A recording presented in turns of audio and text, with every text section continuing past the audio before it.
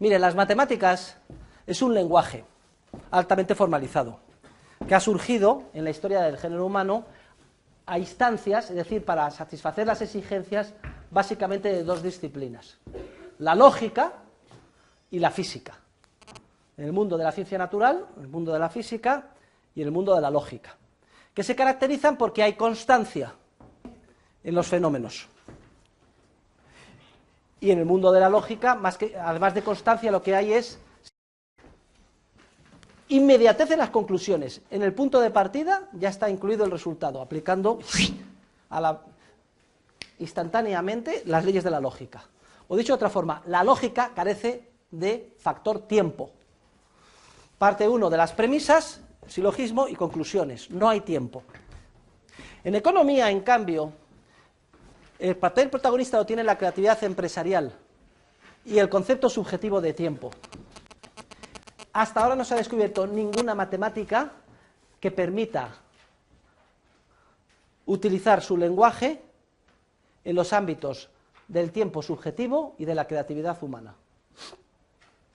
Cuando los economistas matemáticos dicen que en sus modelos está incluido el tiempo, ya veíamos que es una caricatura del tiempo, es una espacialización del tiempo. ¿Se acuerdan que hablamos del tiempo analógico frente al tiempo subjetivo, no? Ponían simplemente un subíndice en las variables y decían, ya hemos incorporado el tiempo, T1, T2, T3, pero eso no simplemente era presuponer que el futuro estaba dado y estaba por venir y que el tiempo es simplemente el movimiento, la cuarta dimensión, el movimiento de aquí hasta aquí, a una velocidad dada. Es el concepto, acuerden, de Einstein, del tiempo, la cuarta dimensión. Futuro está ahí, es un porvenir. Yo diría que más que un porvenir es un porvolver, porque en el universo de Einstein el universo es curvilíneo, la velocidad de la luz es curvilínea, manda una partícula y después de miles de millones de años volvería a su lugar originario. No tiene nada que ver con la conceptualización del tiempo que estamos utilizando en economía. Por eso en economía no podemos utilizar matemáticas, porque las matemáticas es un corsé que incorpora un esquema de categorías conceptuales demasiado simple para desarrollar nuestra disciplina. ¿Se acuerdan que hablábamos de la clasificación jerárquica de órdenes y que un orden puede dar cuenta de los más simples que él, pero no puede darse cuenta ni de sí mismo de los más superiores? Pues bien, la matemática, a pesar de su aparente complejidad, es relativamente simple y no puede dar cuenta de órdenes tan complejos como la economía, donde se da la creatividad humana y el transcurso subjetivo del tiempo.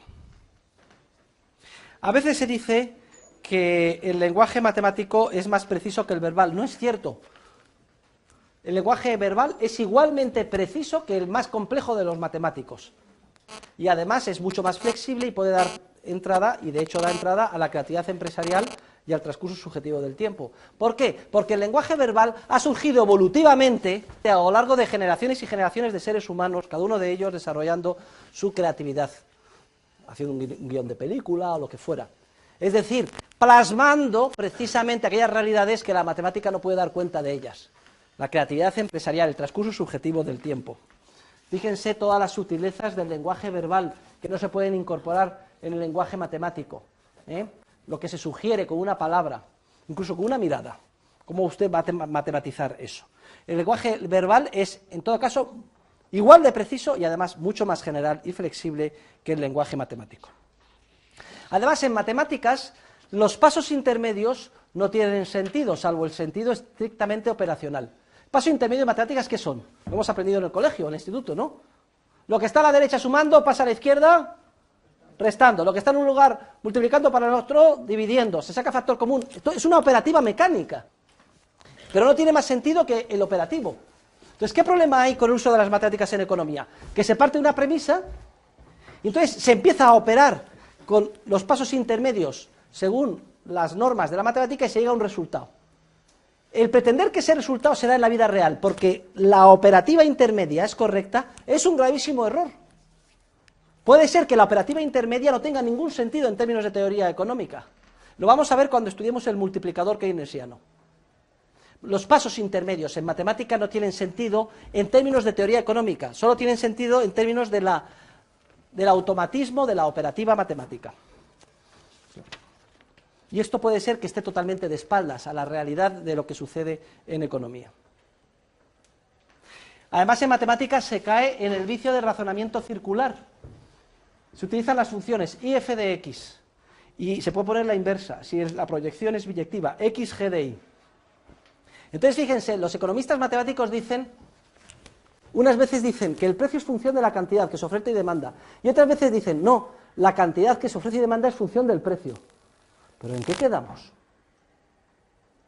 Dicen, no, si el precio sube, usted demanda menos. Ah, bueno, pues entonces ahora lo entiendo. Lo que yo demando depende del precio. Bueno, tiene cierta lógica. Pero, ¿y qué determina el precio? ¿El precio determina lo que usted demanda? Entonces, ¿en qué quedamos? ¿Es el precio el que se determina la cantidad que se demanda o es la cantidad que se demanda lo que determina el precio? Los economistas matemáticos no lo saben, utilizan un lenguaje funcional en el que se da la mutua determinación. Nosotros sabemos que todo es genético-causal, que hay un origen en todos los fenómenos económicos, la acción humana. Yo valoro determinados fines, busco medios, en función de eso demando para conseguir mis fines ese medio. Y al demandar ese medio, al final cierro un trato. Y lo último en la cadena es el precio. Luego son las cantidades demandadas, resultado de mis valoraciones subjetivas, lo que determina el precio. Y no al revés. Yo sé el origen de los fenómenos. El economista matemático no. Cae en un razonamiento circular al utilizar las funciones. Y esto sin hablar del absurdo que supone utilizar el cálculo infinitesimal, es decir, cálculo diferencial. Pensar que... ¿Qué es la derivada? Concepto de derivada, señores. La derivada es el límite de un cociente incremental. Punto. ¿Sabe usted lo que es el límite? Pues bien, los conceptos infinitesimales no tienen ningún sentido en economía, porque la economía siempre se hace en términos que llaman los matemáticos discretos. Lo infinitesimal no lleva a ninguna acción.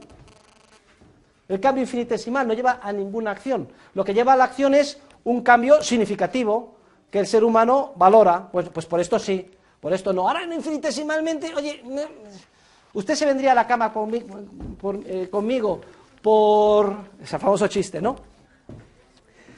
1.000.000 de euros, señorita. Y luego le dicen, ¿y usted se vendría esta noche a la cama conmigo por 1 euro? Oiga, profesor, ¿qué se cree? ¿Que yo soy una puta? No. Contestación. Que usted es una puta ha quedado dilucidado antes. Ahora solo estamos discutiendo el precio. Bien, este famoso chiste demuestra que todas las acciones humanas son discretas. Es decir, no es... Vamos a ver, ¿se viene usted a la cama conmigo por 1 euro? No. Por 1,000000001 céntimo. Oiga, ¿pero qué tonterías dice? Aquí o me convence usted, o pone dinero que sea significativo, y entonces yo veo la diferencia, o si no, no hay trato. Lo vamos a ver cuando estudiemos la teoría de los precios con el guión de Pretty Woman. Toda la matemática infinitesimal, basada en crecimientos infinitesimales, es la que permite todo el cálculo diferencial. No tiene ningún sentido en su aplicación en la ciencia económica, porque la ciencia económica trata sobre acciones humanas reales, y en las acciones humanas reales, el que nos decidamos ir por aquí o por allá, depende de que veamos una diferencia significativa para nosotros. No cabe aplicar el cálculo diferencial. La econometría es una disciplina que han desarrollado muchos colegas míos, que es resultado de fusionar la estadística y las matemáticas y aplicarla al ámbito y a la disciplina de la ciencia económica. Como es lógico, la econometría es doblemente viciosa, porque a todos los errores de la estadística le añade todos los de las matemáticas. El lema de la sociedad econométrica es: la ciencia es medida. Qué lema más rimbombante. Y no saben ustedes el esfuerzo y las esperanzas que se pusieron en la econometría, sobre todo a lo largo del siglo XX. Todas las esperanzas que se habían puesto en la econometría se han desmoronado como si fuera un castillo de naipes. Econometría se basa en utilizar las matemáticas y la estadística para tratar de hacer avanzar en términos científicos la teoría económica, cosa que es metodológicamente imposible y que por tanto ha fracasado de la manera más lastimosa.